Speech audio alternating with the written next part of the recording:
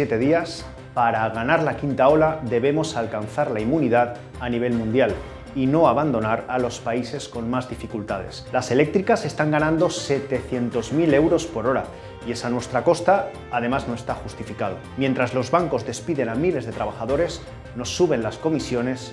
Cuanto más pobre, resulta que más pagas. 400 personalidades firman un manifiesto para exigir el fin del bloqueo de Estados Unidos a Cuba y los recortes queman los bosques en España.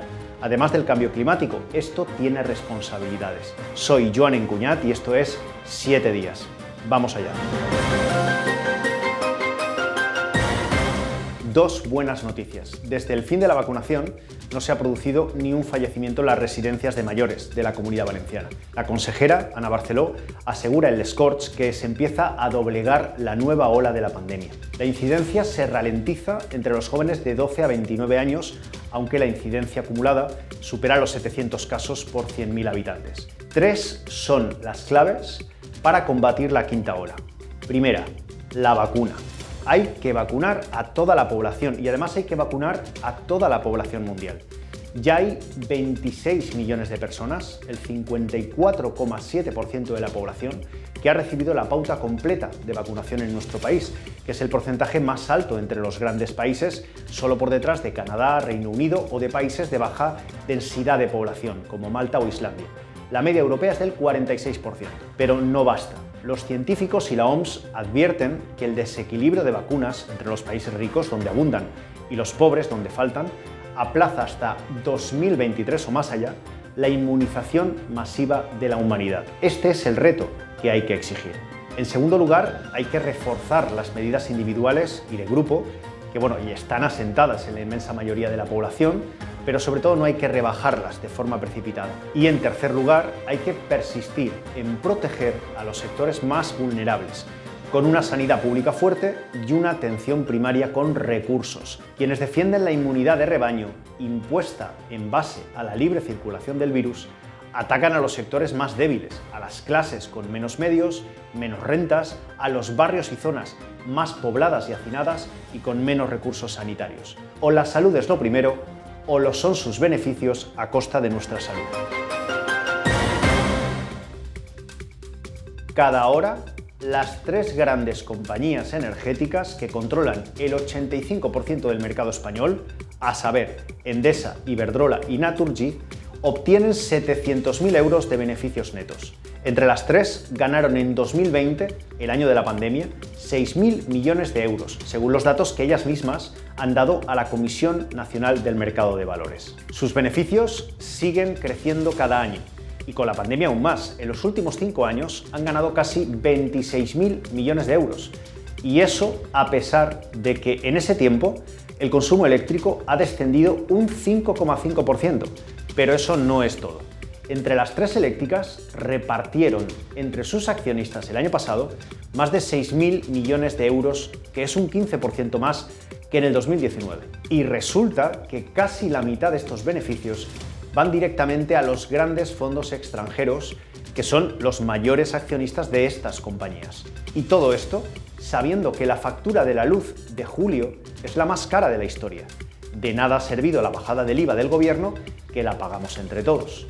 La única lógica que tiene esto son los beneficios de estos monopolios. Bueno, ya sabemos que hay que recortar para bajar la factura de las familias y de las pymes. La banca está complicando aún más la crisis a las familias, especialmente a las que no tienen ahorros ni dinero en el banco. ¿Cómo? Pues cobrándoles hasta 240 euros anuales por mantener una cuenta corriente. La gran banca ha destruido en el último año más de 15.000 empleos y ha eliminado más de 5.000 oficinas. Ha dejado a muchos pueblos pequeños y de la España rural sin oficinas ni cajeros. Bueno, hagamos un repaso. Nos dan menos servicios y nos obligan a que seamos nosotros mismos los que los realicemos. Hay que tener en cuenta que la mitad de las operaciones bancarias hoy en día ya se hacen por cauces virtuales. Hay menos trabajadores, menos oficinas, menos servicios y más comisiones. Debería ser al revés, ¿no? Solo se pueden eludir estas comisiones con la llamada vinculación, que no deja de ser otra cosa que el movimiento de una cantidad mínima de dinero que suele estar entre los 600-800 euros al mes, ya sea como nómina, pensión, como facturación. También cuenta mantener un saldo en esa cuenta corriente de 300 euros, tener contratados productos financieros, domiciliar recibos o efectuar un mínimo de operaciones. Los clientes sin esta vinculación se les está cobrando 140 euros al año, más que el año pasado, solo por tener una tarjeta o una cuenta, que son instrumentos necesarios para acceder a cualquier servicio financiero, por ejemplo, acceder al cobro de una ayuda. En fin, un ejemplo de juzgado de guardia son las comisiones por un descubierto, que como mínimo son 35 euros, intereses aparte. Es decir, cuanto menos tienes, más pagas. A una familia que reciba el ingreso mínimo vital, para lo que tiene que tener una cuenta bancaria abierta, le pueden cobrar hasta 240 euros. Un auténtico escándalo. 400 personalidades de todo el mundo han pedido en una carta abierta a Biden el fin del bloqueo a Cuba. Y este ha aprobado nuevas medidas contra Cuba.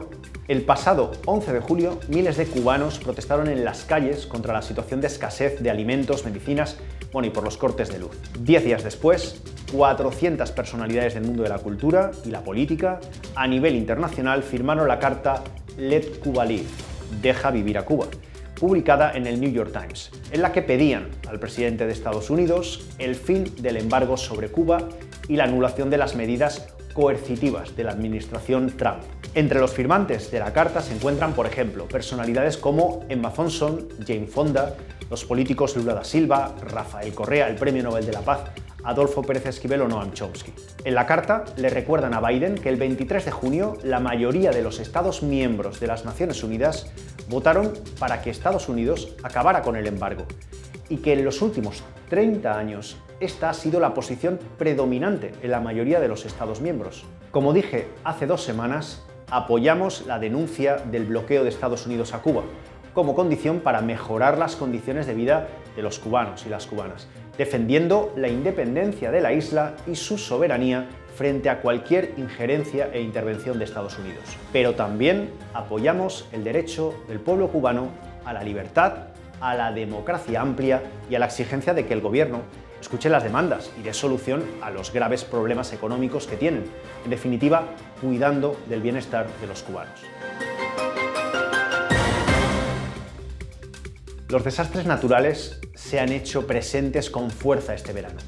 Por una parte, las inundaciones en Alemania y Bélgica, y por otra, los grandes incendios en España, como los de Santa Coloma de Queralt, en Cataluña, Huelva, Albacete, con miles de hectáreas que han sido quemadas. Desde principio de año y hasta julio, en España se han quemado 15.000 hectáreas y esto es, más que en el 2020. Algunos de estos incendios no tienen nada de naturales. El cambio climático es determinante, por supuesto, pero no debemos permitir que se oculten las negligencias y los recortes. Numerosos estudios vienen advirtiendo del peligro que supone el abandono de los bosques provocado por el desequilibrio con las zonas de cultivo y ganaderas. Con el abandono de estos bosques y por lo tanto con el mal estado de la vegetación, se crea un material que es altamente inflamable. Esto no es nuevo, pero ahora más que nunca muchas organizaciones ecologistas están denunciando el impacto de los recortes en la prevención y extinción de los incendios forestales. Un proceso que se agudizó a partir del 2008 y que se ha multiplicado en los últimos 7 años. Hay un factor clave: el cambio climático. Pero la causa son los recortes, la precariedad, las negligencias y los planes incumplidos prometidos cuando estallan los incendios. Está en nuestras manos y tiene responsables políticos. Acabamos ya felicitando a la delegación olímpica española y sus primeras 3 medallas. Adriana Cerezo, medalla de plata en taekwondo, la piragüista y medalla de plata Mayalen Chorrot y David Valero, bronce en ciclismo de montaña. No se pierdan el emocionante discurso de Tom Daley tras lograr el oro olímpico y su alegato en apoyo a la comunidad LGTBI. Ya saben, esto es posible gracias a quien nos ve y nos lee. Todos los viernes a las 9 de la noche, la actualidad en menos de 10 minutos. Soy Joan Encuñat y esto es 7 días.